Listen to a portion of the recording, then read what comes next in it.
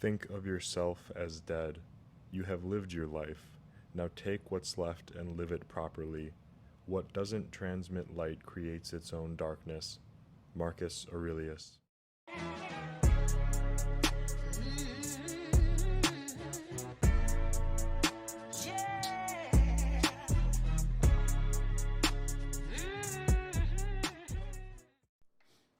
All right, this should be good. We're rolling. After a week off, I skipped a week. Oh, you didn't record last week? No, I was in Philly for work, so right. I just didn't. I brought the mics, but I was too tired to. That was a busy trip too. Yeah, Saturday, every 30 minutes during the day, there was another meeting from like 9 to 9. So it went all day. Update, if you're interested in buying a house, it's going to be fucked for a while. That was basically Oh, the really? sentiment. Yeah, I think everyone's sort of betting on, this isn't supposed to be a economic episode, but everyone's sort of betting on Q3, Q4 of 2024.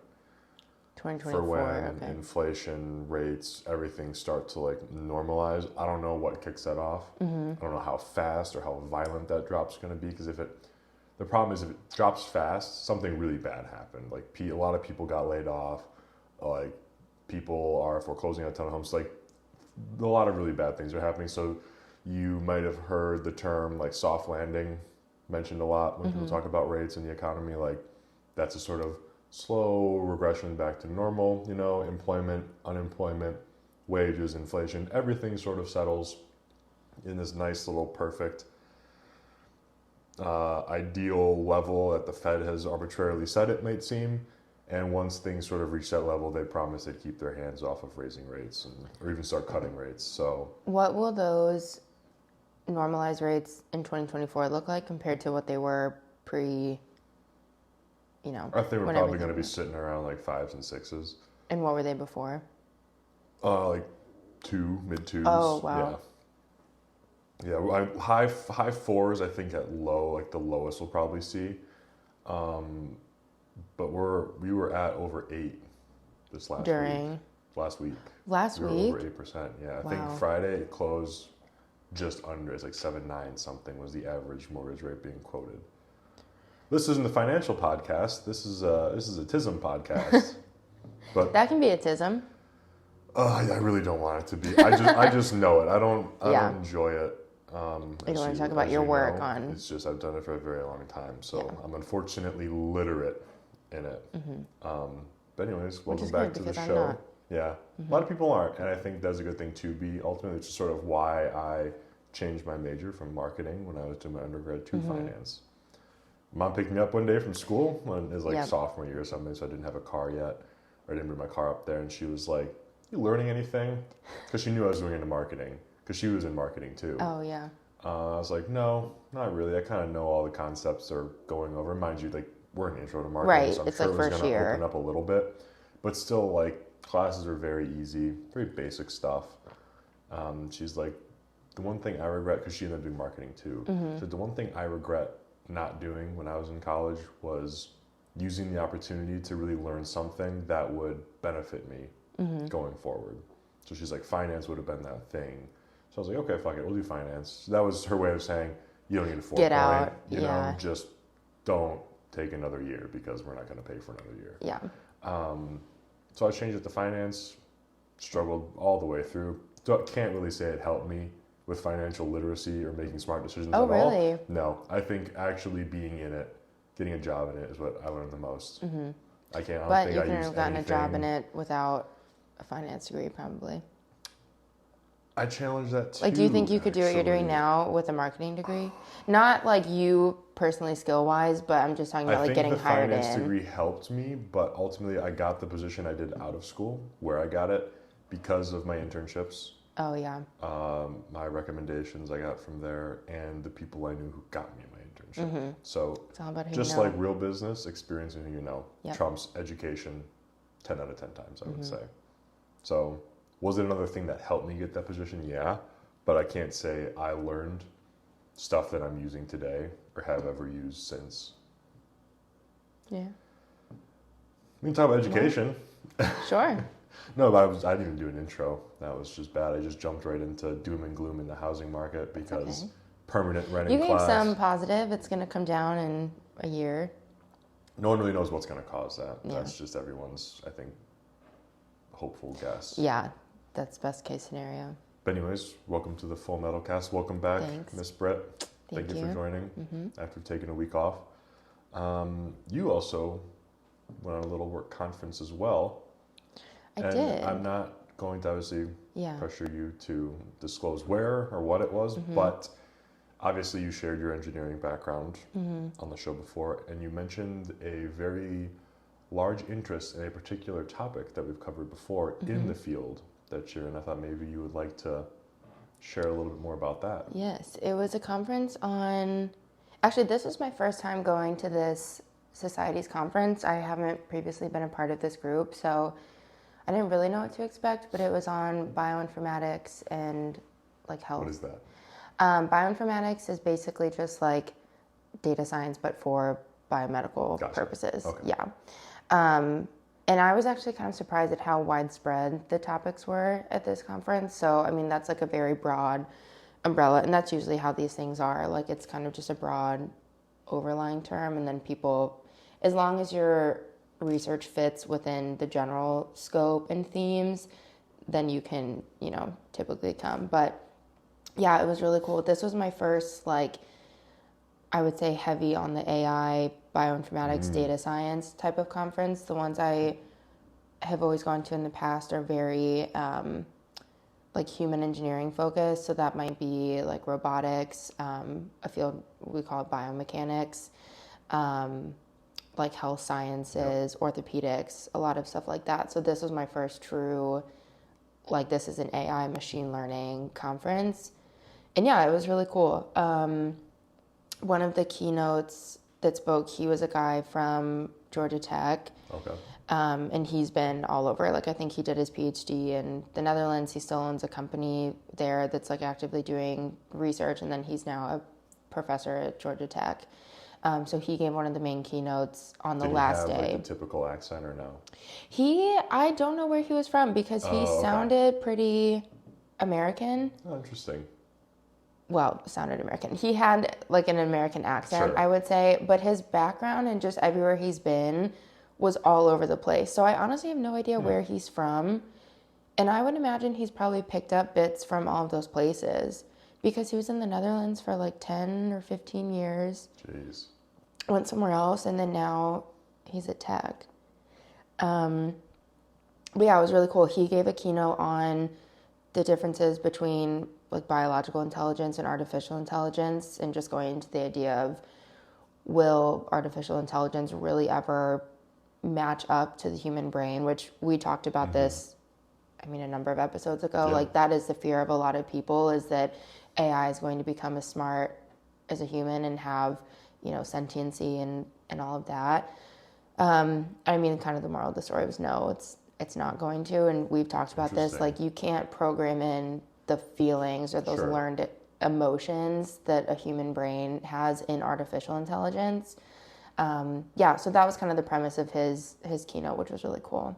And I was not presenting at this conference. I was just attending this one. So was he the only one, or were there several people really focusing on the use of it in like bioengineering? Yeah, that was kind of the whole scope of this purpose. conference. Yeah, I missed the first couple of days worth of keynotes, but just from looking at their like conference talk abstracts, they were kind of similar. In what aspect, like, can you give like examples or some like scenarios where they see current technology or even human processes being replaced by AI? And this isn't me trying to say it's taking jobs. I'm just genuinely curious about how it's like going to be deployed in it. Not a good or bad thing, just strictly curiosity. Yeah, well, so this conference too was also maybe I'll just say this guy in general. He also does a lot of like cognition research. So, how your brain stores information, learns information, controls things. I mean, that's kind of, it goes in line with studying AI. You have to understand the human brain. So he actually talked a lot about cognition, language processing, and specifically how your brain works as an encoder. So Yeah. he would put sentences up on the screen that were intentionally jumbled. But when you read them, you just read them naturally, right? Like our brain it's just learned for so long, like the structure Or like to expect. when you see words where like one or two letters may be switched, but you still know in the context of the sentence exactly what that, Yep, you'll read it normally. So he talked a lot about that, like how AI will move into the encoding space, but how rapidly our brain is able to like decode these messages if there is just a letter off or like maybe one word is switched, because your brain is just so good at that decoding, but it's from so much experience. And so he was kind of talking about AI moving into that space. And I mean, that's a big area for AI is language processing, because I would say it's I don't want to say an easier area to train, but it's an area where there's just so much data available to train. But actually, after that keynote is where the follow-up comment was made that I shared with you, where I think he said ChatGPT 4 was trained with as much energy required as to power a small city. And I think when we talked about it a while ago, we said it was trained on like, I don't even remember how many billions of tokens, which are words. But I hadn't really heard it talked about in the energy space and how much actual energy was taken to train ChatGPT 4.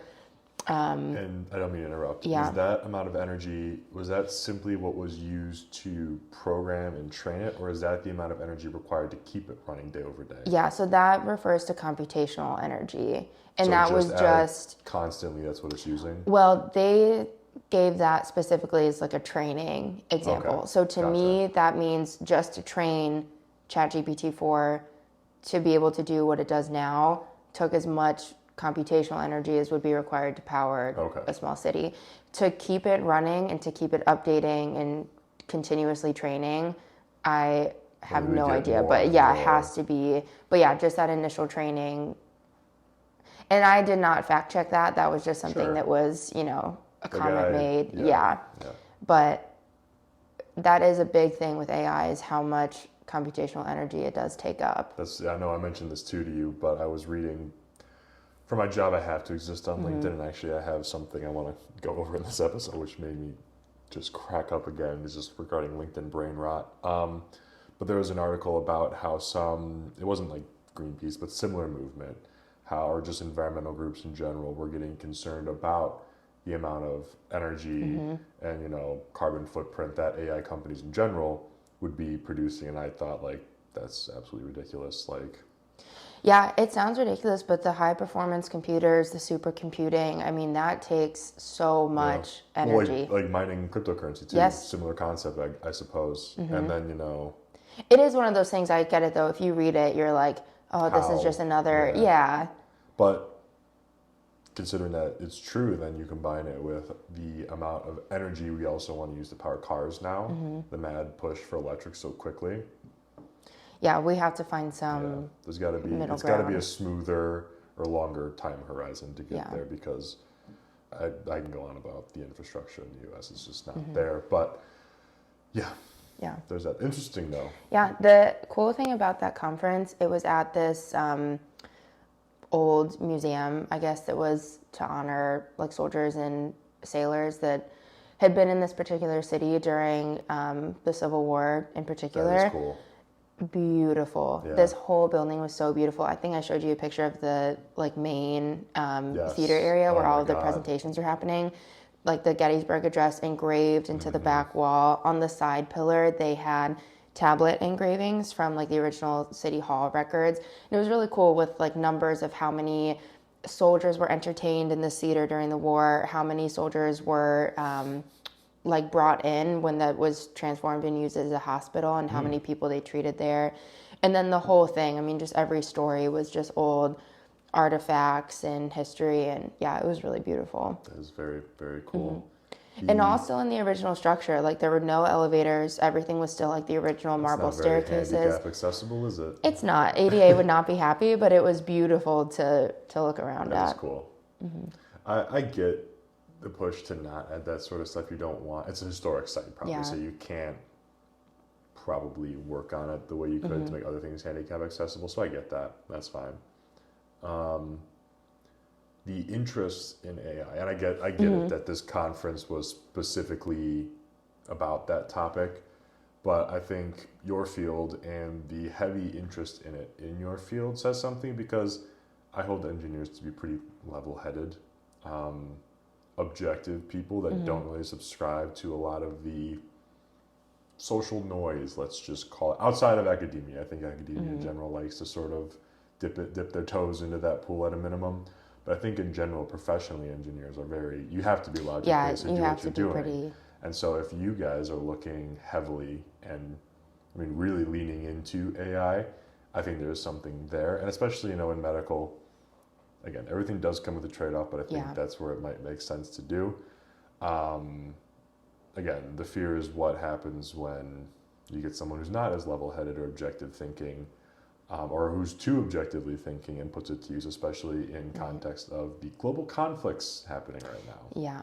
Because I'm just thinking just like missile defense and missile strike systems. Like it's an arms race in that sense but using just the current conflict, Israel wants to deploy it on the Iron Dome to more effectively block missiles. Hamas would like it to program missiles to find a way to circumvent the Iron Dome. And so that's just the way I think of it. How to be more deadly is how AI is going to be deployed in the hands of the military-industrial complex. I believe it already is being deployed to some level by our military. I'm not sure what, though. I think I read something. I don't want to talk out of my ass, though. Yeah, they're definitely using it. Yeah. You can talk about that, though. I know no one's an expert in the Middle East conflict. I know I looked up just general Spark Notes, and when the Spark Notes started at 600 AD, I was like, you know what, I'm just going to acknowledge I'm not going to know this, and even if I do read this, I'm not going to know all of it. And I think that sort of attitude, that sort of sentiment just goes completely overlooked by people. And I'm not devaluing anyone's experience in Palestine or Israel, but I think, and we talked about this before, just the idea of war, the concept of war, in practice and in theory, vary wildly. And it's not as simple as just cheering for your favorite sports team. Right. Because it's not just Israel and Palestine on the field as we're seeing, or it's not just Israel and Hamas or Hezbollah or whatever terrorist organization. It's the innocent lives that are embedded around Israel and Hamas as well. Because while Hamas is targeting Israel in general, there are people that maybe are living there, such as Americans or other ethnicities, that are getting targeted in strikes and getting killed or captured as hostages. Israel, while trying to strike at Hamas, is obviously leveling Palestine and the Gaza Strip. So innocents around the Hamas militants are getting decimated as well. And that's just the reality of war. And so when you see people screaming, go Palestine, go Israel, go Palestine, go Israel, and all of the innocent lives are losing and people are getting more and more upset, that's just a product of war. Yeah. And that's not really considered, and that's just one of those serious gray areas. It's a human problem. It's never going to be clean cut and dry. I do think, terrorist organizations in general, Hamas, openly terrorist organization, terrible, bad, go after them. But I also realize that they are embedded amongst the Palestinians. So I'm not out here chanting, go Israel, level Gaza, glass Hamas, whatever everyone's saying that. I'm like, that's just not how it works. People are going to die. That's just it. I just wish the U.S. wasn't so involved. That's my stance. Yeah, I don't know. It's obviously that is so complicated and it goes back. Generational bloodshed. Yeah, it's generational. And like you said, I also wish the U.S. wasn't so involved. And on either side, it's devastating to see innocent lives being taken at the expense of two extremist, groups and ideas. And I even said this to you the other day because I was, talking about Gaza and how it's a city where 80% of the inhabitants are under 18. I mean, it's a city of children. And the U.S. reportedly is just continuously coming in, dropping bombs on Gaza. And it's upsetting, right, when you hear that, because you're like, it's a city of children. And that is who, and not to say that the same thing isn't happening in Israel, but it's so frustrating to see, how can that be the answer to all of this, but then you came back with the point and you were like, they are actually getting, Hamas leaders, that are hiding in Gaza. But it's horrible because what can you do, right? Like if you want to try to get these groups out, they're going to infiltrate themselves in with the citizens and in these places where it's a high population and it's a high risk. So what do you do? How do you get them out without putting these citizens, in harm? Do I think we need to be leveling cities? No, like there have to be better ways. That's the funny thing too. And I'm no military strategist or who am I to public affairs speak? person, but like everyone's like avoid the ground invasion. Avoid the ground invasion. And I see both sides of that argument. Yes, for ground invasion, you can strike with more precision. In theory, you can go door to door, but obviously that means more casualties for, us in Israel going door to door. You're also trusting that the troops going door to door are going to behave themselves and not do terrible things during wartime, like humans have always done terrible things during wartime, going door to door in a foot sort of war like that. But there's also this huge political optics aspect to it as well, where Iran's now like, if you guys do the ground invasion, we're stepping in. All this talk about avoiding a ground invasion, but the alternative is just by airstrikes and rocket strikes. And again, I think it's just one of those things where no outcome is going to be great. Right. There's no good outcome. It's just least worst answer. I don't know what that is even, but I get that's just the reality of this. This isn't the simple, all right, lower your Ukraine flag and raise your Israel flag, your Palestine flag. That's not how it's supposed to be. Like, it's not that simple. None of it's that simple, really. So I think that goes completely just ignored by people online or demonstrating. And I get it. If you're from those areas, I understand. If you are subscribed to one of those religions, I understand that, I get it. You'd be fired up. But then we can even go into religion in that sense as well, because I don't believe that the extremists on either side, if you look at their texts, literally, I'm pretty sure it doesn't say go smoke the other side. Yeah. I think it's when, and again, I could be wrong. I've not read the text. I do not understand either religion. But like, my guess is as soon as people came in and started preaching and creating churches and providing their interpretations, things probably got a little out of context, and you get different sects, just like we have here, and some are more extreme than the other. I think that's sort of what's happening. Yeah. One of the many things that's happening. Yeah. I can't speak too much on the religious aspect of that when that starts coming in, but I mean, so much of it, especially since the late 40s, I think, has been so much of a territory war and setting up, factions in Palestine for Jewish people and for Arabic people. And then where does that end, and then that conflict has remained from the late 40s until now. It's been ongoing in both states, in Palestine and in Israel. And then, those fractions that got created and who owns what, who's in control of what, and then you have extremist groups popping up. And I think in 2006 is when Hamas won the political party in Palestine. So how long has this really been going on? And it's come to head in 2023, but how long has, Hamas been doing things to Israel since 2006, I think, is when they came to Qatar. How much do you not actually hear about it? How much do you not hear about it? It probably happens every day. And vice versa. How much continuously, I mean, we know it continuously happens the other way around by Israel and Palestine. Exactly. We don't know what's going on over there until politically it has weight here. Like every day they're probably smoking each other over there. Yeah. Obviously not at this level, not at this scale. But again, I don't really think we'd be tuning into this unless it had some weight politically. And this has been going on even before this. I mean, not as far as the Middle East conflict has been going on, but before this current, escalation kicked up. I don't know if you're familiar with Myanmar, what's going on over there.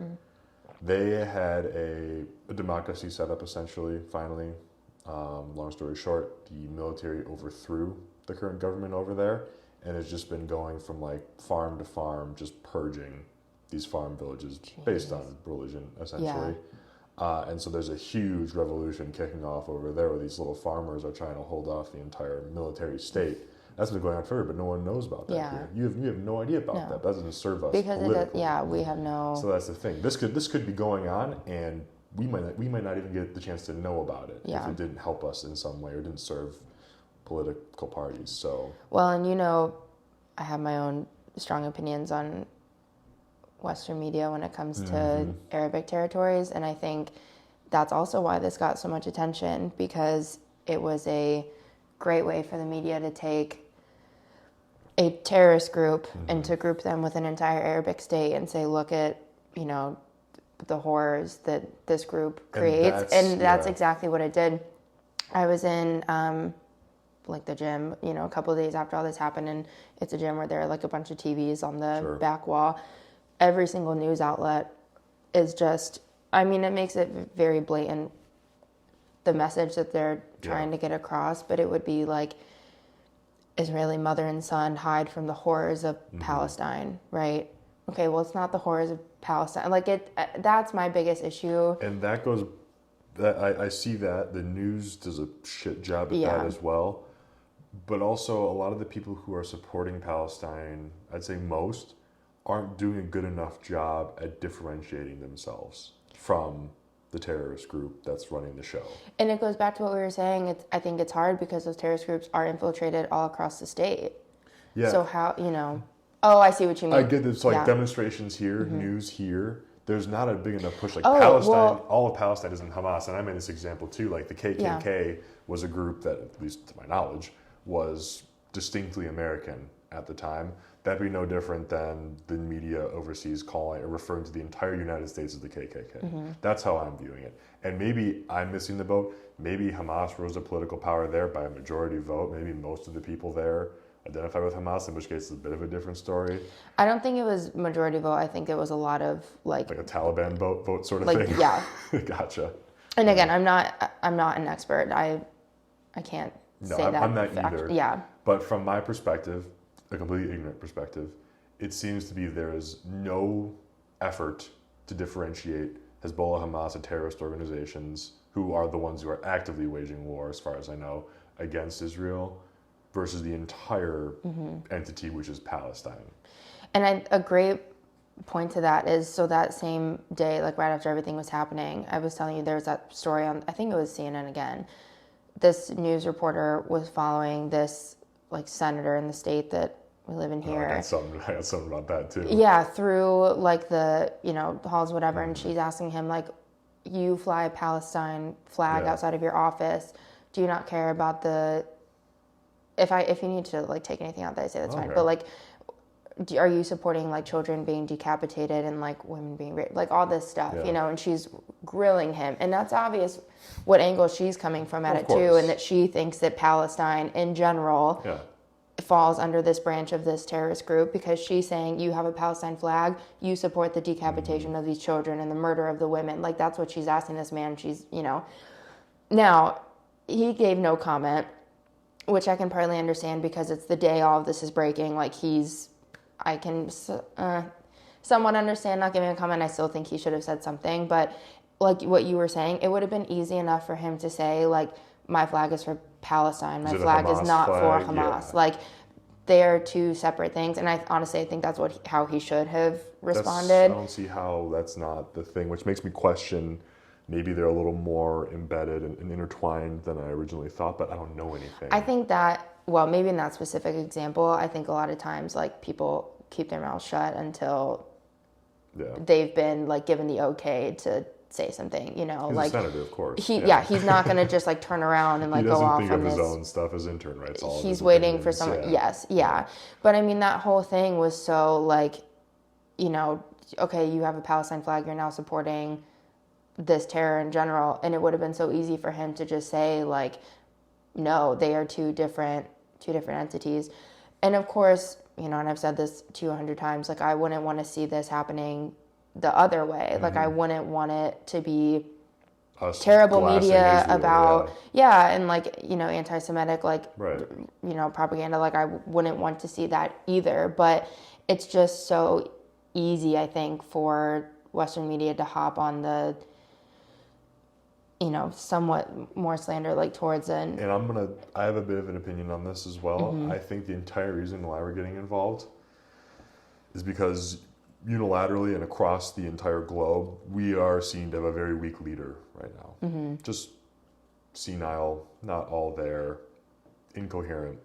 Thus, I think why the heavy-handed support, why we sent our largest aircraft carrier there, why we've been running missions, why we sent more carriers, why we are backing them up entirely. We showed force, we showed support instantly. He was on the plane over there, he did his thing, and he already struck out. He already did his 3 strikes, I think, within 2 weeks. The first one was he lied about the decapitated babies. I think he went up in some press conference and said, I've seen pictures of like 40 decapitated babies in like a mass grave. And immediately after, they're like, it really wasn't them.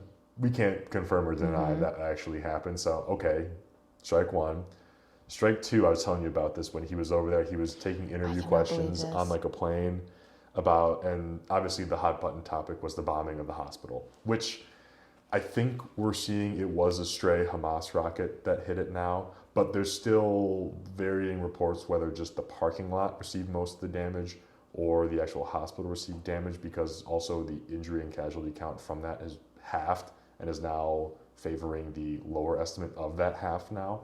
But essentially he gets on the plane, he's taking reporter questions, and he's like, no way Israel hit it. I've looked at the info, all this stuff. And he put together a sentence, right? Like he answered, it was all right. He literally looked like he was about to walk away. Like he was going to go take his seat, and off back home he went.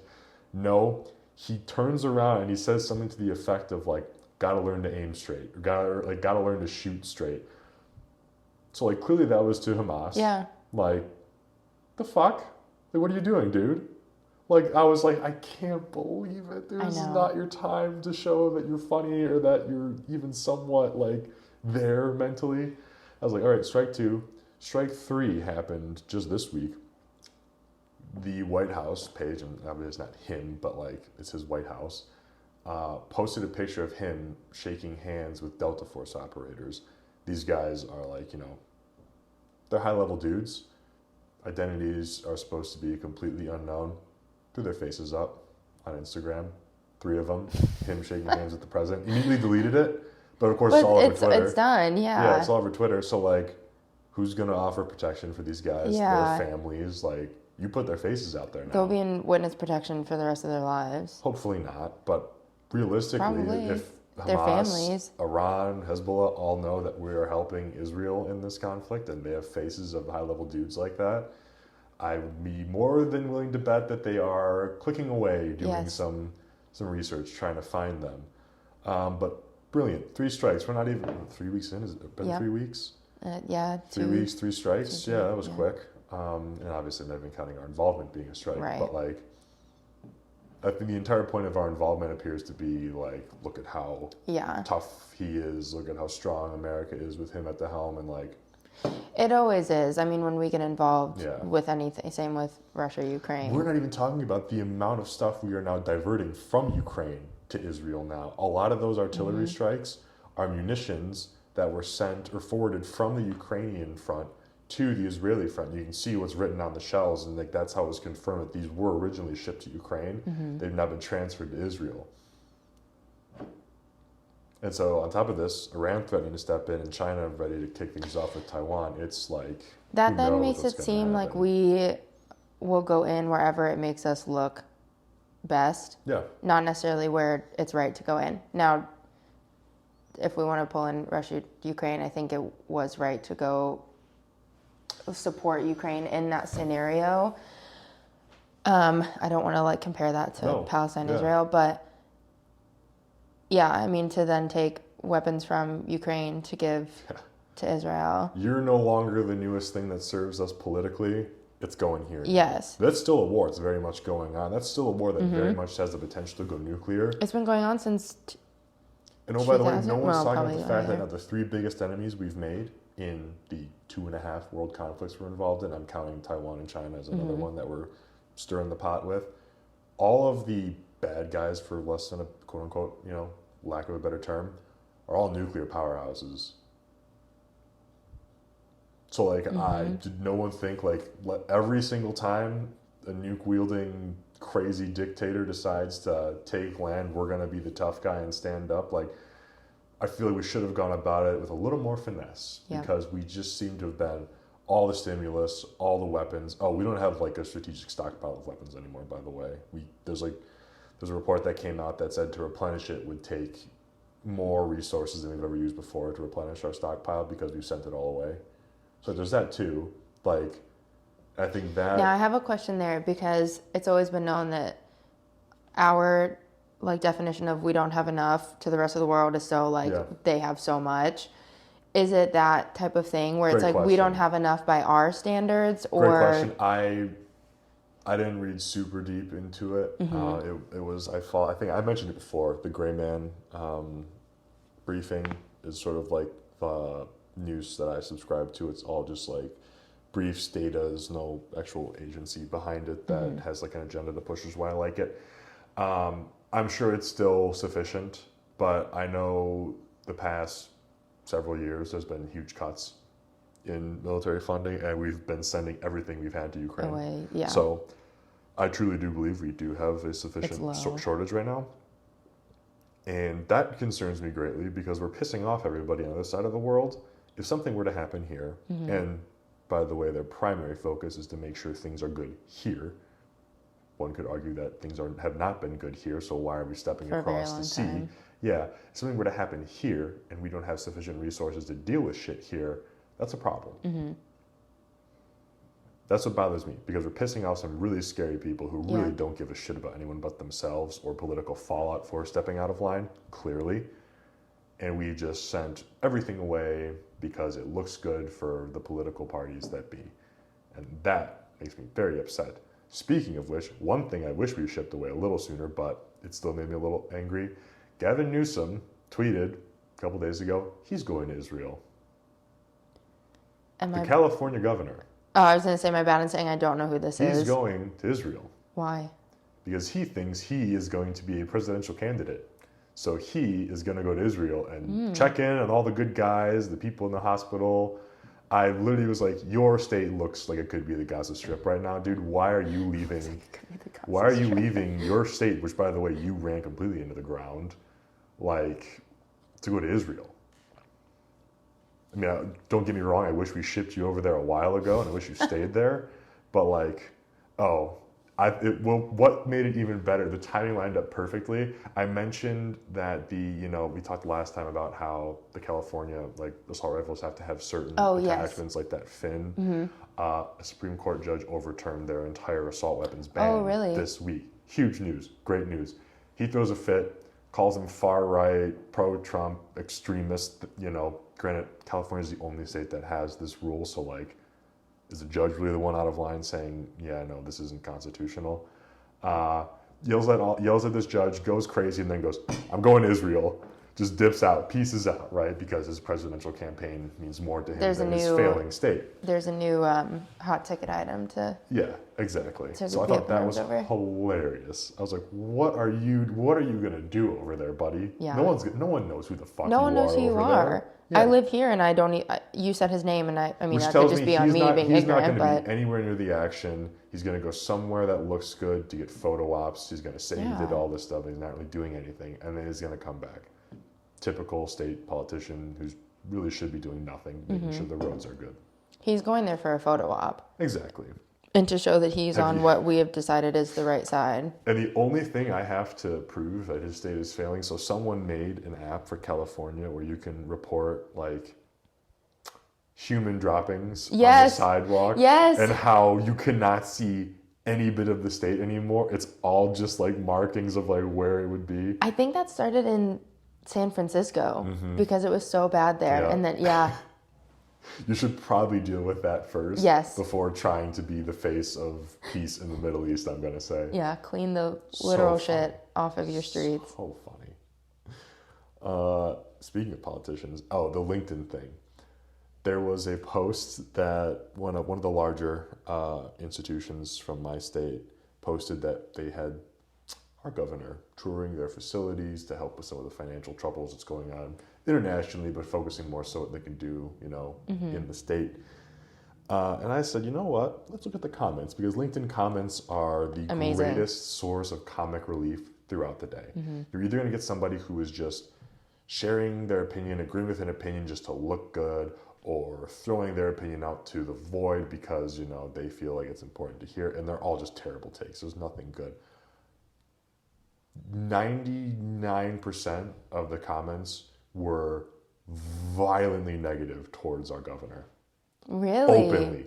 Openly in the LinkedIn comments. Not a single one was, she's so great, she's so brave, she's doing such a good job, which is what you typically find.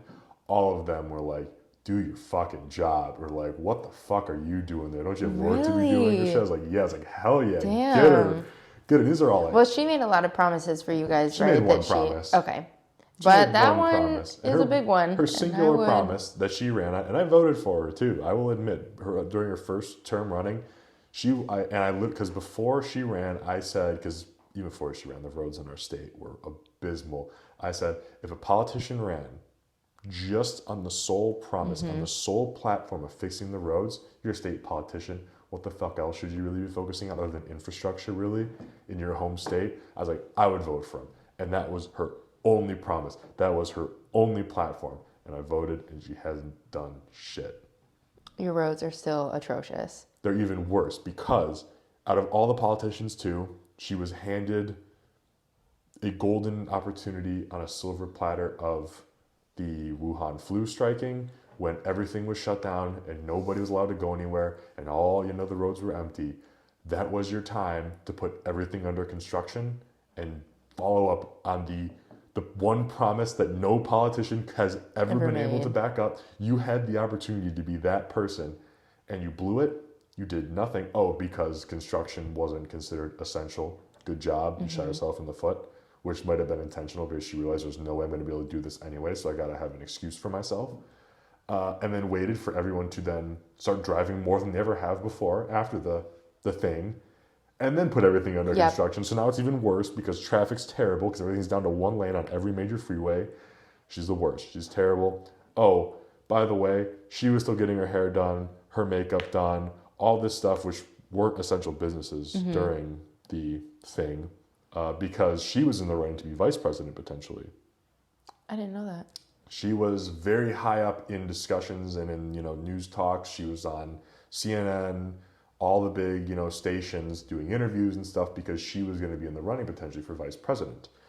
Obviously, I think Harris made more sense for them politically, but also she caught a lot of heat because during the thing, her husband tried putting a boat in, using a boat launch when you weren't allowed to do that in our state. They were all closed down. As little sense as that makes, I realize, she closed them all down. Not essential, can't use your boats. Her husband tried launching their boat out on some lake somewhere. You couldn't use your boats during... Whatever marina, whatever launch he tried putting his boat in on one of the lakes, they said, we're closed, sorry, not essential. And he tries going, do you know who I am, sort of thing, puffing out his chest. They're like, yeah, we're well aware of who you are, no. And so, of course, they called the news, that blew up. But all the politicians were doing that. They were all out going to dinner, not wearing masks, doing all that horse shit. She got caught up in that because her husband did the do you know who we are sort of thing. Do you know who you're messing with, pal? He's like, yeah, you fucked us. You're not using the fucking boat launch. Get out of here. And good for that guy, honestly. But she got caught up in a lot of that. Obviously, the FBI tried to kidnap her as well. Oh, yeah, you told me about this. Hilarious. So I think it was... only 2 out of the 12 or 14 guys, whatever the mix was, it was something similar to that, were guys who weren't FBI informants. Everyone else in that was an FBI informant, and they all just got let off of the charges because they were like, yeah, you guys literally just gave them the plans and fired them up and told them to do it. So like, yeah, so that was hilarious. They all got off from that charge because it was just the FBI trying to kidnap our governor, which is my favorite thing in the world. So she got ran over by Harris for other reasons, but those didn't help her, obviously. Yeah, she's the worst. I don't know how she won re-election, but she did. When do you guys go up for re-election? I couldn't tell you. No idea. I don't know a single person who's good. I think the person she even ran against was like Trump loyalist sort of thing. So I was like, you're terrible too, honestly. But like, I don't even remember. I could see our current governor getting re-elected. I don't know. The first thing about your current governor. Yeah. I haven't heard anything though. I mean, your I've gone governor really seemed back to and not forth. be of interest to the FBI, so that's good. I've gone really back and forth on my feelings on him, but I think in general, I do like him. There you go. Yeah. Well, so your gas prices are a lot cheaper here, so that's nice. Well, that's because you have a tax that we don't have here. I was just made aware of that. Mm-hmm. So that's neat. Glad we have a gas tax. Mm-hmm. That's really helping out. Yeah, Motor I think City it's... Yep. I think you sense. get charged something at the pump that we don't get charged here. It is like a 20 It's cent a sales difference tax on almost. it. Yeah. Yeah. It's like, it's significant. Believe me. Yeah. I'm aware. Because I think I saw it was like Across that border, and I'm somewhere like, here, yeah. and then it was like 369 or 360 something where I'm at. Well, here, like where we're now specifically, it's still up in like the 340s to 360s. But then when you're just south of that border there, it was under $3 this week. Now it's back up, but I don't understand how in that part of the state it was under $3, and then here it was still like $3.50. It's a strange thing. Oh, and then because now the Saudis are threatening to cause a gas or a oil shortage because they obviously side with the Palestinians. Yeah. So that's, which I'm sure gets our administration super wet because they love their electric cars. So so that's actually kind of in line with what happened in Germany when the Russia, Ukraine, and everything really kicked off last year. Because at the time, Germany was getting 100% of their oil from Russia, and they were obviously trying to not support Russia, so they started to get it from different places. And obviously, keep eating. Prices, some offensive noises incoming. Like prices went up extremely, and that's why they made like public transit, dirt cheap. Anybody could afford it because they were really trying to push not using as much personal like gas usage because they were trying to not get it from Russia, trying to source it from other places, which is great if you have an infrastructure set up there where you can do that. But we just don't really have that here. Like we can't say, all right, gas prices are going up, but we're going to make this publicly available. I know, but we don't have a publicly available service that can get you anywhere you need to go that we can make cheap and available to you, to continue to live your daily life. So if someone threatens us with a shortage, I think we're a little bit more screwed. Politically, yeah, we are, because this administration shut down the largest oil reserve in the entire world that we have access to. Yeah. Because they think electric cars are the way to go. We need to do it now. Gas could still be within $2 if we kept pumping for the pumping. Well, and just think it's not even gas for cars, it's gas for your homes. I mean, it's everything. But politically, we need to make gas more expensive because electric cars have to be the only option. That's what really pisses me off.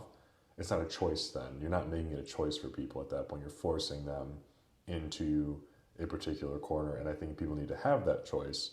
And if a superior idea comes to be, and it makes sense financially, because then it would be a truly superior idea. If it does make sense financially, then people will Do you gravitate think that's the towards only that reason that they're raising gas prices, though, is to do the electric push? There's no other reason for them to shut down our own internal supply of oil and make us completely rely on people who really don't like us.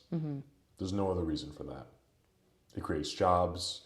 Everyone can fill up for cheaper. It helps everything here.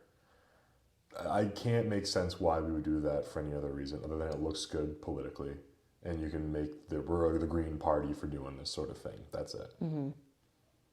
And all you see is headlines now talking about how the Saudis are raising prices. Like, yeah, that's great, but we literally shot ourselves in both feet and our knees.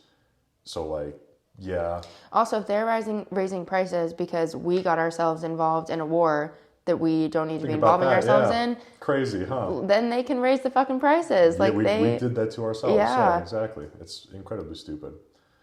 We can pivot because I know I'm just bitching now about stuff. We make fun of Canada, though. Hey, I don't hate Canada as much as you do. Did you see them? No, but I'm kidding. I don't know what you're going to talk about. So. Celebrate and salute and applaud a Nazi. Well, now you're going to make me look like a dick. I hate Canada, so I love this. But so literally they had Zelensky visit their parliament, and they brought in a veteran from A Ukrainian veteran from like World War II. Mm-hmm. Brought him up there. You okay? Yeah, my knee just popped. So we didn't hear it. Brought him in there. Zelensky begs for more funding. Thank you for support or whatever. And oh, by the way, here's this Ukrainian, he's living in Canada, by the way, this Ukrainian veteran from World War II. Praise him for his service, basically. And of course, all the Canadian Parliament on both sides stands up and applauds this brave veteran. Well, the internet took about 2 seconds to find out that he was a Nazi in World War II who fled to Canada after. And oh, by the way, the arm or the part of the, I don't even know how to really say this, the part of the military or the squad that he was a voluntary So it wasn't subscription. Okay. It wasn't like a you're drafted. It wasn't like a you fight for us or you die sort of thing. He voluntarily joined the Nazi army. Party. I will say, devil's advocate, there are some reports, I don't know how true, it could just be people trying to defend Canada, but none of this was ever mentioned by the Canadians in their defense, so I don't think it is very true. There's some pockets of the internet saying he helped to save, and that squad helped to save and smuggle Jews. Okay. Very small pocket, but again, no officials are saying that, right. So I don't believe that's really true, because I feel like that'd be the first thing that they would be saying. Mm-hmm. Also, he was a Nazi who fled to Canada, so I don't think it's looking very good for the voluntary Nazi hiding out in Canada. Not really looking too great.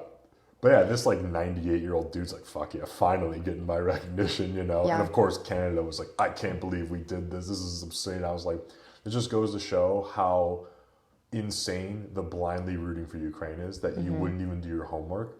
You're like, this is a Ukrainian veteran. Oh, from a completely unrelated war, by the way, so it has nothing to do with this conflict. Bring him in and we'll rah-rah Ukraine sort of thing. Don't do a background check. It's fine. He's good. Yeah. Like, he just that's insane. Fits the Ukrainian veteran bill, so. Just insane.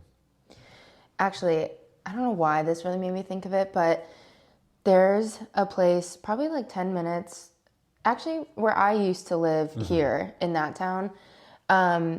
There was a guy who, after World War II, moved here. He's lived here his whole life, like worked in a factory here, like has a family here and everything.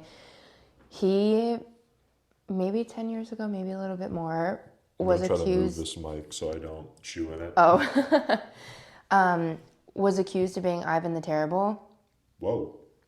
Had to go back and do all of these like insane. I think the court trials were in Israel, and there was so much evidence that came out about how he was basically targeted and like it was fake. Like it's not, he is not this guy. Yeah. But like they would go back and change like photo records that they had of Ivan the Terrible like to this man's face and then show it to the victims. The like group that was accusing him, like that was putting him on trial basically. I don't know why this man himself was targeted. He had some similarities and, timing and things lined up, but I think they made a docuseries about it actually. That's wild. It was crazy. When we're driving like from here into downtown and you see that big Ukrainian, like the really cool church, that's where this all happened at, like in that area there. Yeah. That's wild. Just one day getting yanked out of bed. You're coming with us, Ivan the Terrible. No, that's like pretty much what happened. Yeah. That's amazing. Yeah, it became this whole thing. I'm almost positive that the trials were in Jerusalem. Probably not the place you wanted to be if you're living in the U.S. Wow, that's crazy. Yeah, I can't remember the ending of that. Like if they... I'm sorry, this stuff is so good. Oh, it's so good. If they were able to like get him out, but for a while, like he was very much accused, and I think he was in like a prison over there. That's wild. I could be wrong. Fact check me, but I'm sorry. This stuff really is so good. It's like sticking to the roof of my mouth. For those listening to the atrocious chewing, Jesus, it's all stuck in my teeth. Got pastries from a great little coffee shop around here. John Harvey Kellogg would be proud of this breakfast. This is a bit nicer than John Harvey Kellogg. Yeah, but the concept is a sugary breakfast. Yeah, exactly. Yes. No. But the reason I brought up Canada is that shortly after that, they announced that, so all media in Canada is like, not censored, it is censored, but it's regulated. Oh, okay. Shows, music. news, anything on TV, you know, anything on the radio. Now podcasts have to be registered so that they can be regulated. And they have the same sort of hate speech rules as like the UK has, which like you can be thrown in prison for not being in line with immigration, not being in line with other sort of agenda items. So like, that's cool. You guys applauded a Nazi and now you want to regulate podcasts. I'll fall right in line. I think that's a great idea. Yeah. Have you seen, I actually think this is coming out of Canada, but there's a lot of talk about how very rural, indigenous, like native groups there, what they're charged for food and water. Yeah. A 12-pack of That's like the thing that nobody water talks bottle. about. This is horrible. I just started seeing this within the last few weeks. A 12-pack of like Nestle bottled water is $80. Yeah. A pack of like disgusting, like poor quality, like beef or chicken is like $50 to $60. What? So is that in their country's monopoly money ass currency, or is that like the actual? No, that's like the actual. So I'll admit I'm not well read up on that particular issue, but I do know that America isn't the only one who treats their natives like shit. No, I think that's from Canada it's like a that big I've been country seeing thing. a lot like of Australia's done it, Yeah. although they don't do it as much now. We've done it, obviously, and Canada's done it a lot, and nobody talks about how much Canada's done it. But I think it's a way for them to try and get those territories, right? Like, what else would be the purpose for there's that? a conflict, and the Art and War podcast talked about it because one of their hosts just finally was able to move legally to America just before the whole podcast thing happened, so good for him. But there was a conflict that happened like in the 90s where golf course development just rolled up on a native land and just started. Didn't clear it, didn't ask, just said, we're building a golf course here. And it was like a huge conflict. Like, natives suddenly had assault rifles, which aren't legal and have never been legal in Canada, but they had them. And actually, like, fought the police, like the National Guard there, and they won. Like, it was a huge conflict.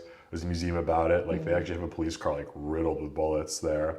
And the natives hiding in the trees, in the forest, like, in, like, dug out, you know, like holes in the ground, ended up beating the Canadian law enforcement. I'm not going to say Canadian military because I don't know how much they actually designated to it, but that show of force actually held off that. But it's no different there. Like, they're just going to take whatever they want from them, just like we do and have done with ours. Like, no one talks about that, though. Yeah, I want to look more into that because I don't understand how you can get away with charging Build a casino here or we're taking it. Yeah, but like charging that, and it's like true food desert, like low quality, awful foods. Yep. And I don't understand how these people are even living. If that's what they're paying to eat, like how are you paying for homes and... Prime Minister Blackface knows what he's doing. Let him do his thing. Insane. Let him cook. I need to look more into that. I just wondered if you had been seeing... I feel like the last few weeks it's been getting a lot of attention. Like it's been popping up. Good. A lot more. Very good. That doesn't get the attention it deserves. No. Here or there, but especially there, I think. I had an argument with one of my friends about that. Oh, really? He didn't believe it. He's from there. Oh, yeah. Yeah. There's no way. I was like, dude, you guys hate your indigenous people just as much as we do. What do you mean? I think that's why... Well, I think they also have more indigenous groups. They're still, like, especially out towards the west. It's and, also... Northwest. There's so much unsettled parts of Canada, though. Yeah. That there's probably a lot more of them out there. That's why I think more of these stories are coming out away from there. From the state. But yeah, obviously, as more people live and more people procreate and more land's needed, I think that creep just becomes more the thing. I think we've pretty much eradicated all of our... Done a pretty good job at that. Indigenous groups. Yeah. Unfortunately. Yeah. History, unfortunately, shows that as a trend in many countries. So yeah, Canada sucks. The other thing I thought that was really interesting, it sucks. So Nobel, like the Nobel Prizes were just dished out.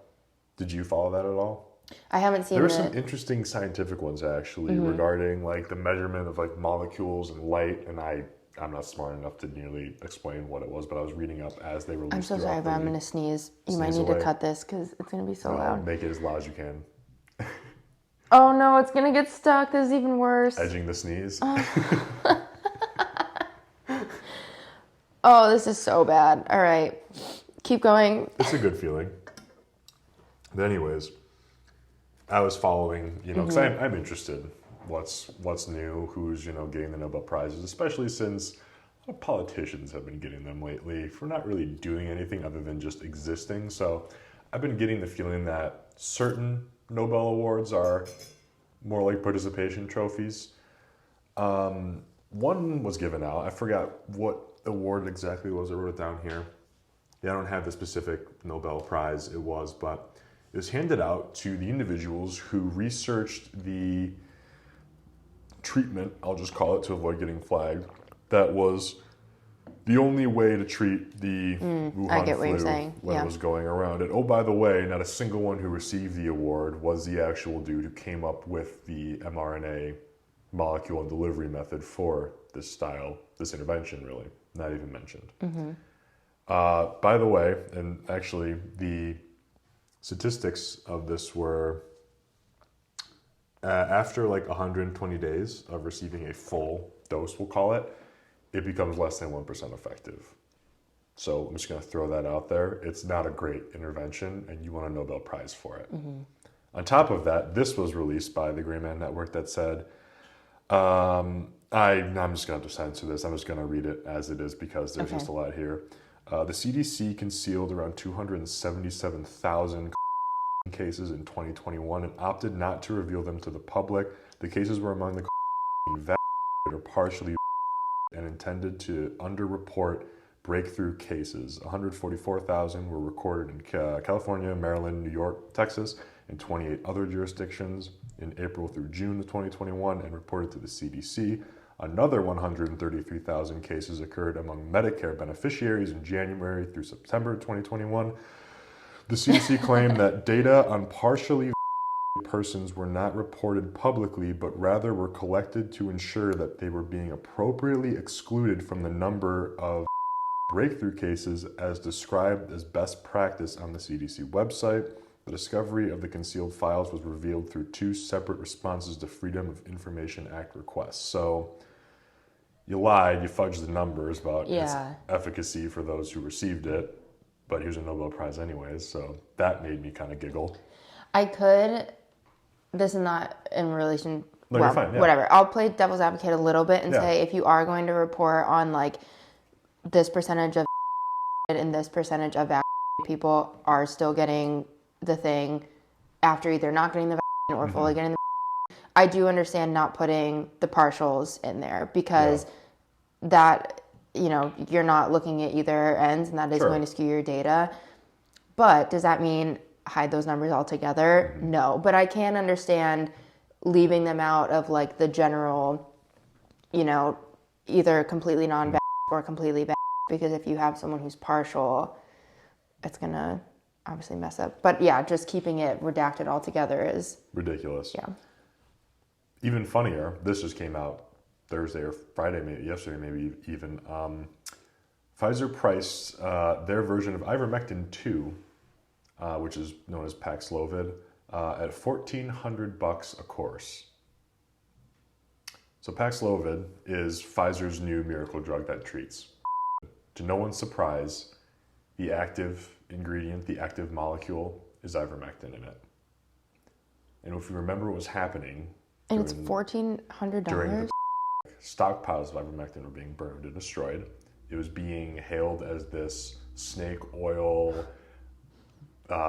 veterinarian drug that does nothing. Also, all because they couldn't have a patent on it. It was open to the public, and they could create it. Anyone could create it and sell it for pennies on the dollar, and it was proven to be over 90% effective at treating the virus. Nope, it's not. Take our courses, which are less than 1% effective, like 120 days, until we get the patent. I mean, it sells you for $1,400 a course.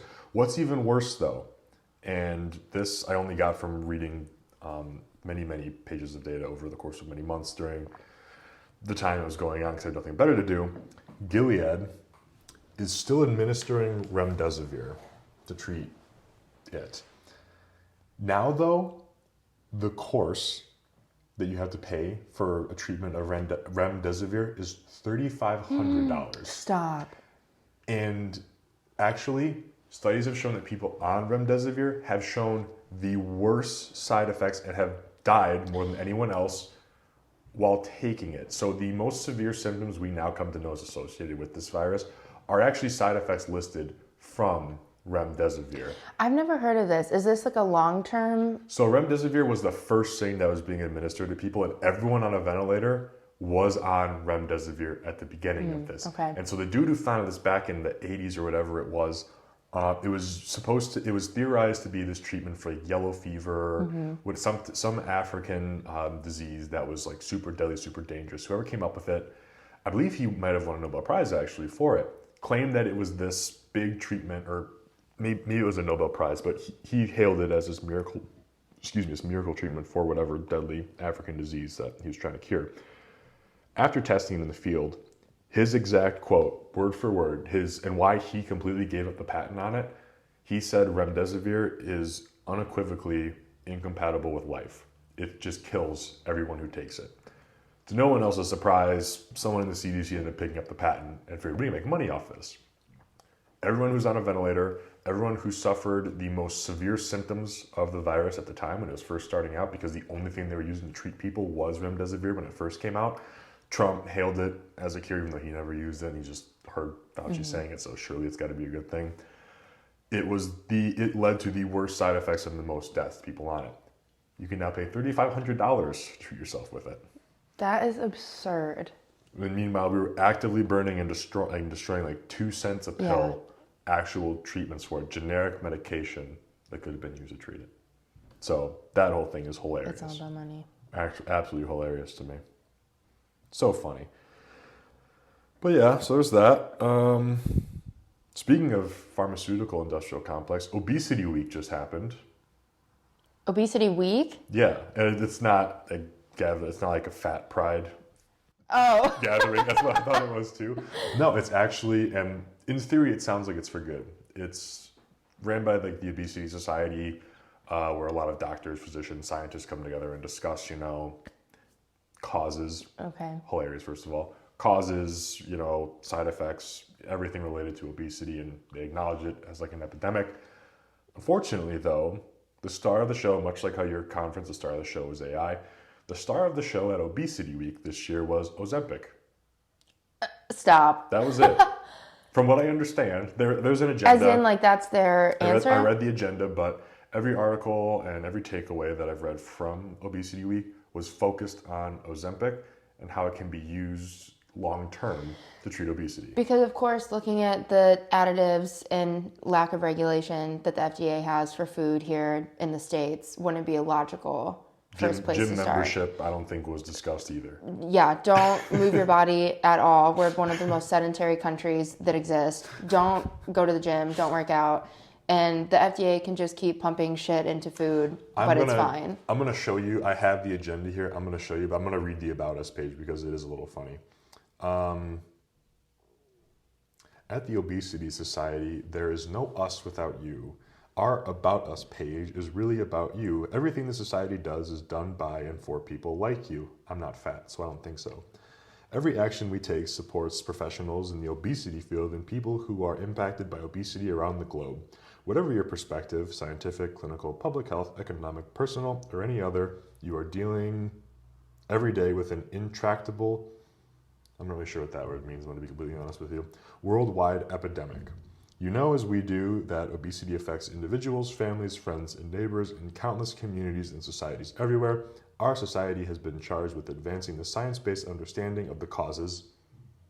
The cause is you. The cause is the law of thermodynamics that apply equally to everybody as far as I know. The cause is how non-regulated and just full of shit our things are here. Causes, consequences, prevention, and treatment. Prevention and treatment, that's pretty easy. In other words, it's our mission to help people like you continue our indispensable efforts. Given the challenge and urgent need, this is no small task. That's hilarious. This is no small task. That kind of writes itself.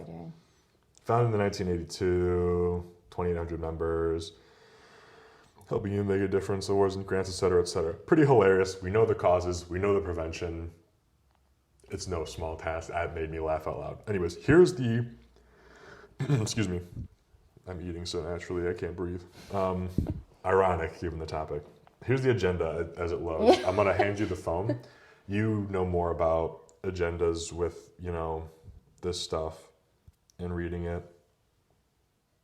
I don't know, you might find some BS in here. What do you I want don't me to know. look for Just let me know if there's any specifically? horse shit in the agenda. And again, I don't know how much of it's actually going to be legible or how much information you can actually derive from it. This is from their conference. Obesity Week 2023.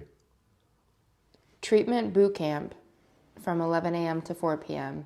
Just put them in like... What's a treatment boot You camp? put them in like a fat pen and just It's work like, out till you get out. Oh, I can't think of what it is. Conversion camps.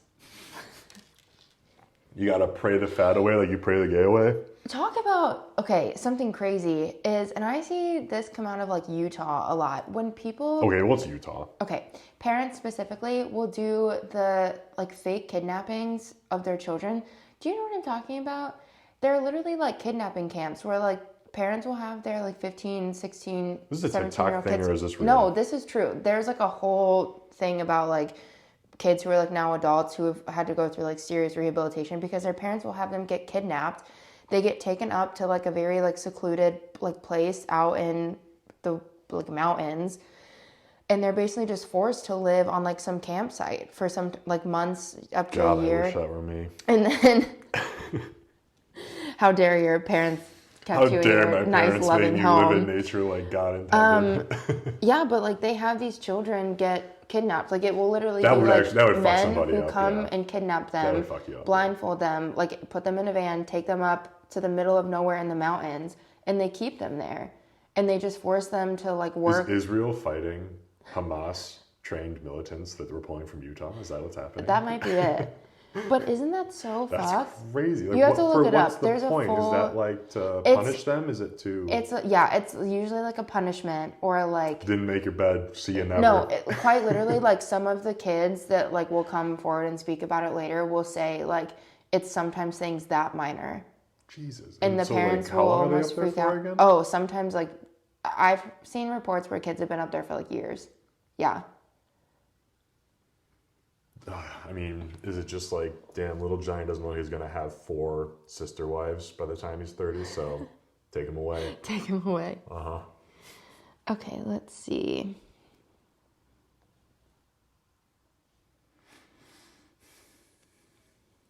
Again, What I scanned it. I couldn't get much information from the agenda, but I figured you might. So. Developing U.S. dietary guidance, pitfalls in politics.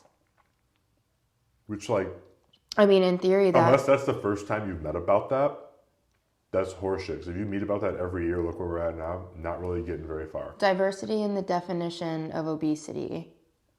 Because the law of thermodynamics applies differently to black, white, and brown people, apparently. Apparently.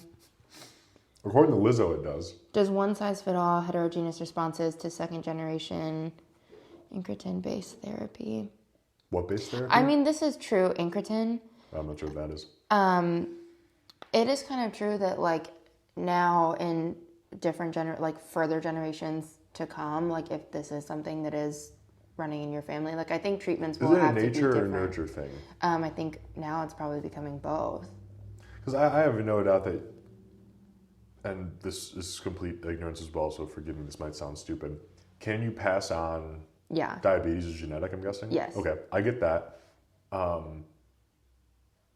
But beyond that, I guess metabolism too, to a certain extent, can also be genetic. Mm-hmm. But I think a lot of it comes down to the diet that you brought into as well. I think that When you that see argument, little 5-year-old children who are unbelievably overweight, like well, Michelin guys that's running not around, on Stay Puft Kids. Yeah, like that's on the parents Absolutely. and how you That's disgusting. raised That's the child kid. abuse. It's like that child is set up for a very hard life. Yeah, you completely screwed that kid. Yes. Waistlines and cognitive signs. I'll give it up. Good, great title for your presentation. I'm not sure I get what it's going to be about, other than, like, what do you mean by cognitive signs? Great title. That's all that they say. I like it. Obesity and cognitive aging. Well, I mean, it 100% affects your cognitive functioning. Oh, 100%. And I think that's probably what they're trying to get into here. Yeah, neuroinflammation, they say. So that one probably is about like the effects of obesity on cognitive responses. I'm going to go ahead and say it, though. This group, this obesity society, has been around since '82. Success rate's not looking great. I'm just gonna say the trend is not in their favor.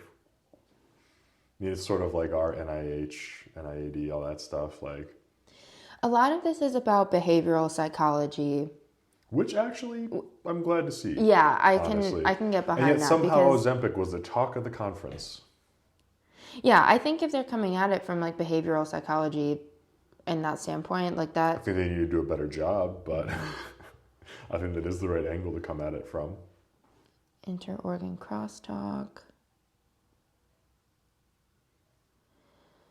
Into the future, what's the pipeline for anti-obesity medications? That's what pisses me off. Is your into the future should not be medication.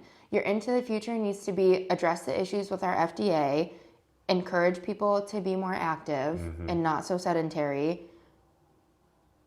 Another one. Eat less. Pipeline for anti-obesity medications. Yeah.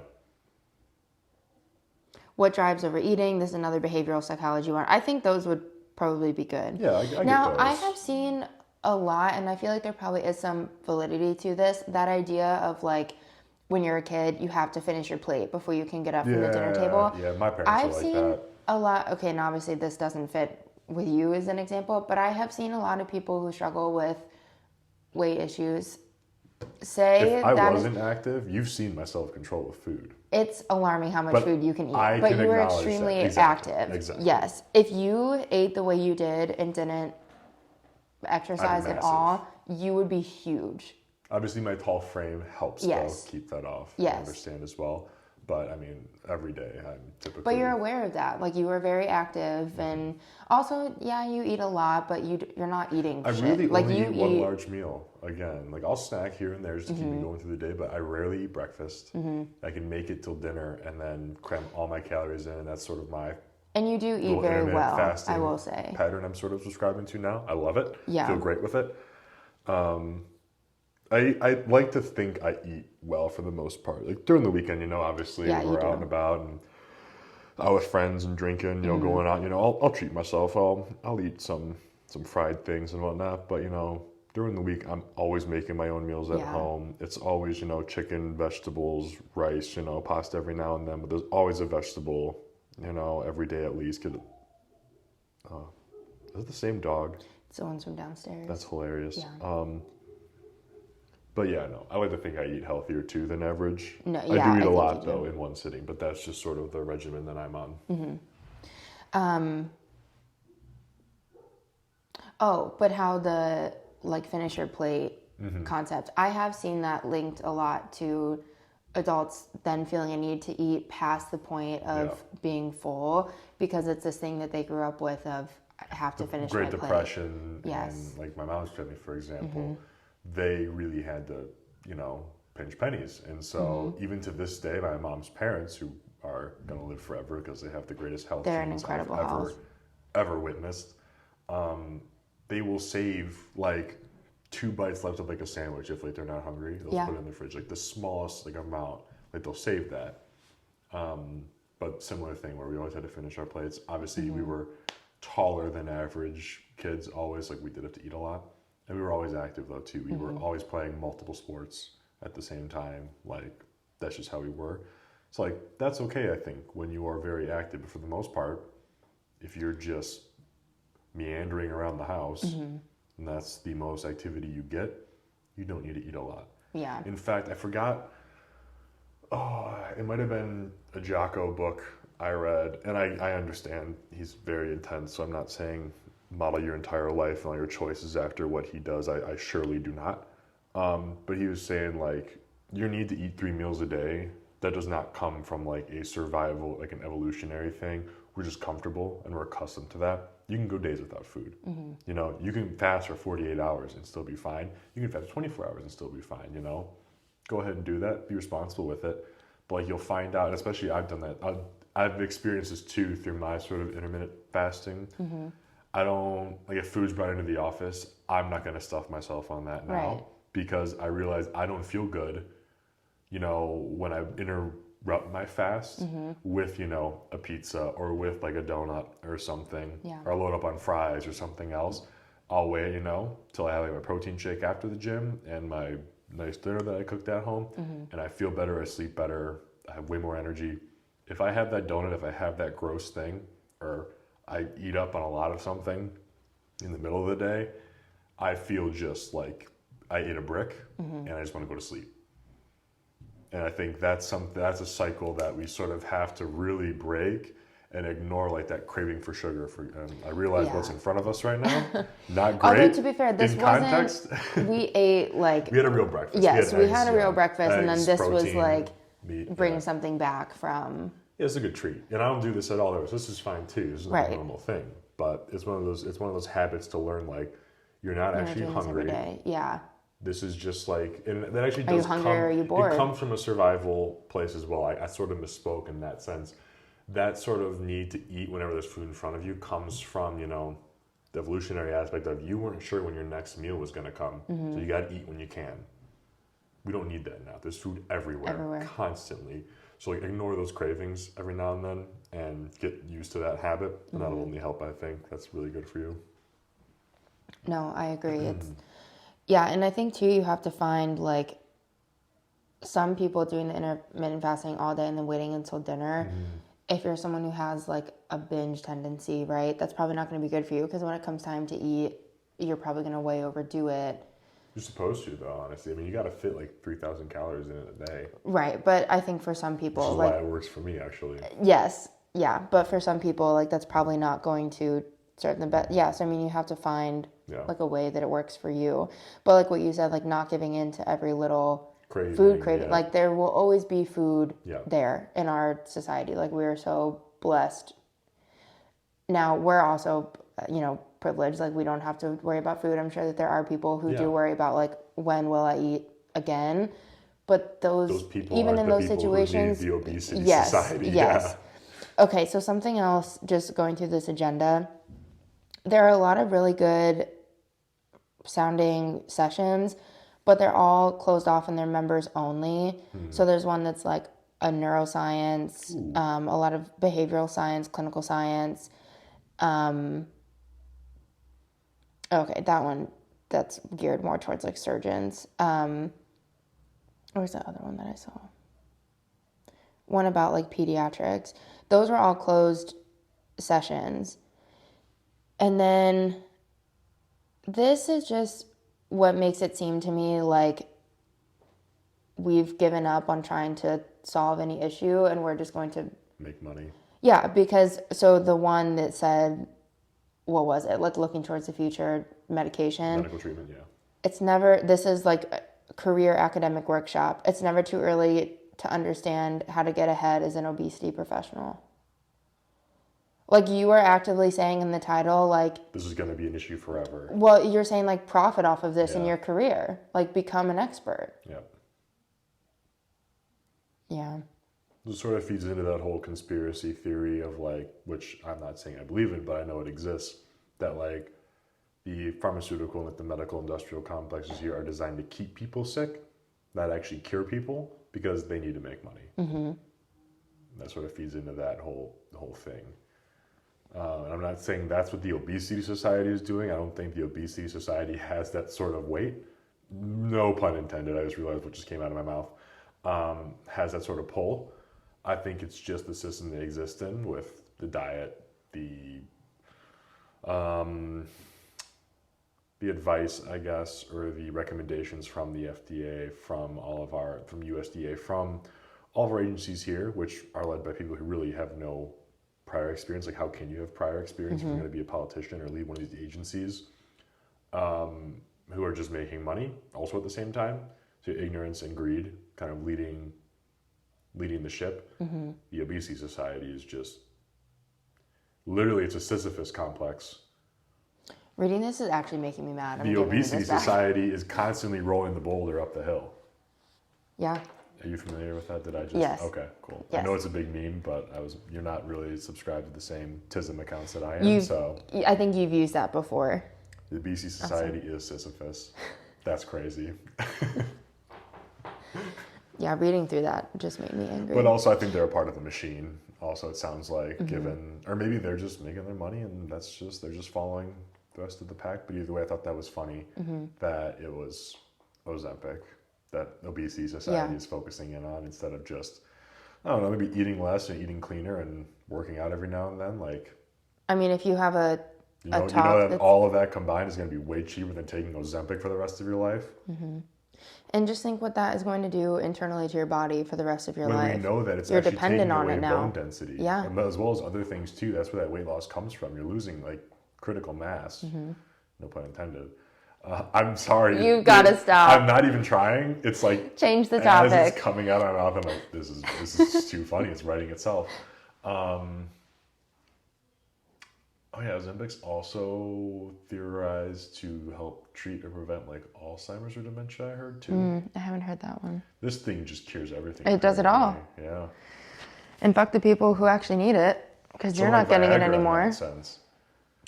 Viagra was supposed to help your heart. It still does, I think, but obviously it does other things. It also helps your brain too, I think, in that sense, with just blood flow in general. Interesting. Yeah. Viagra and Ozempic. That's all you need. Keeps the world going. What else do you need? Keeps the world going round. Yeah. That's hilarious. Well, do you have any positives that you want to end on? We were pretty we're pretty negative. Doom and gloom this whole time. We laughed at the obesity society. That was pretty funny. I don't know about you. I don't know. Doom and gloom? No, it's not all doom and gloom. Yeah, it's fine. At the end of the day, the world keeps turning. I mean, yeah, and also these were like the big, things going on right now are not necessarily positive. Yeah, in but the world, I think we didn't really approach it from a doom and gloom perspective. I think we approached it from like a realistic perspective. And I don't think we sort of dove into one particular side versus the other side. I think we kind of picked things apart and viewed them for what they were, and I think that's just as important. I mean, the world's still turning. We were still able to walk down to the coffee shop, get food, and like, but it's important while we still have that ability to do that to understand what's going on in the world. Exactly. Like we're very privileged to not be involved. When we took the trip. Yeah. I was like, world's a little crazy right now. Maybe I'll bring a couple extra mags with the pistol, and I'll bring some med stuff too, just in case something stupid happens. I don't think it's going to, but it's good to be realistic. Yeah. And I think that's a lot of people like to ignore that, and there's the term that's getting thrown around a lot now called like the comfort cult or the cult of comfort, where you cannot acknowledge the craziness that's going on in the world for what it is, because that interrupts your perfect little picture of your world. You just don't want to acknowledge it. Like you see a lot of people now who are tearing down signs of like hostages that are being taken in the Israel-Hamas conflict. They just don't want to see it. It bothers them just to see it. How fucked up is that? Like you're so... And it's considered a cult because like a cult, you can't question it. You can't try to poke holes in it. You can't try to reveal what's really going on outside of the cult's little bubble, or else they lose their minds. And so it's important to it's important to value what you have and enjoy what you have, I truly do think. But you have to look at things realistically. Yeah, you don't have to, like, every day of your life be like, fuck, we didn't deserve to go on this walk this morning. Drag yourself over the coals. Yeah, but you have to be aware and you have to acknowledge these things, and you can't just live in a little bubble where, you think these things in the world don't affect you. Yeah. You can be completely consumed by it. And let it ruin your day and ruin your attitude. And that happens to me if I'm, on social media too much, especially since you can watch all the conflicts online now. And the other part is just completely ignoring it. The second someone brings it up, it's just terrible and it's ugly and you're upset and it ruins everything too. So, like everything, it's a balance. Right. And I sometimes have to find myself not just immediately reacting because, as you know, like I have people very like personally in my life that are unfortunately like somewhat directly involved in the sides of this conflict. And so it's hard not to want to get, we talked about this before, like you want to get fired up because you have people that are involved in it, or I think we've talked about like other scenarios like where that applies to as well. And it's hard to not immediately want to be like, well, you should care about this and like want to get fired up. And I sometimes have to find myself being like, okay, calm down. Like, you don't have to get angry about something, and none of this is going to exist for me, but like it exists in the world sort of thing. So it's like, to I think have the conversation, and you can ask people there. It's like have the conversation, like bring it up, talk about it, and that's really the best you can do. But it's important to talk about it without just rooting for your team. Exactly. And That's shouting yeah. down the other team. That's Yes. not really talking about Have it. a conversation. That's just you puking your emotions out without any sort of thinking involved. It might feel good for you, but like it's not the right way to go about it. Really, it's not the logical way to go about it. Well, I always come back. I talk about this guy to you all the time. That poet that I like. That he is from Palestine, but he writes a lot about like the Israel-Palestine conflict. And he has this one really famous poem about, you know, the war, and the end of it is, I don't know who won the war, but I saw who paid the price. Yeah. I mean, that's exactly this whole thing. Like, both sides will pay the price. And I don't know that it will really ever end, but... You can say that about the Afghanistan conflict, You too. can say it, yeah, about Actually, anything. I know who won the war. It's all the dudes who ended up with our stuff we left there who are now fighting Israel. Yeah. That's who won the war over there. Yeah, but I think that's a good note to end it on. Being realistic with it, but still enjoy. You gotta enjoy your life. Yeah. You know, but be reasonable about the world around you. Yeah. Whether it's within your immediate sphere and not. And I think, you know. And find things to also, like, find some good things in the day too. Don't just focus on. Yeah. Don't be relying on the obesity society. So by going outside and by enjoying things around you, you won't be reliant upon the obesity society, and you won't be completely consumed with bad news if you just go outside, I think. I think it's a good note to end it on. Cool. Let's get after it and enjoy the day. Yes. Thank you for joining. Thanks for having me again. And we'll see you next time.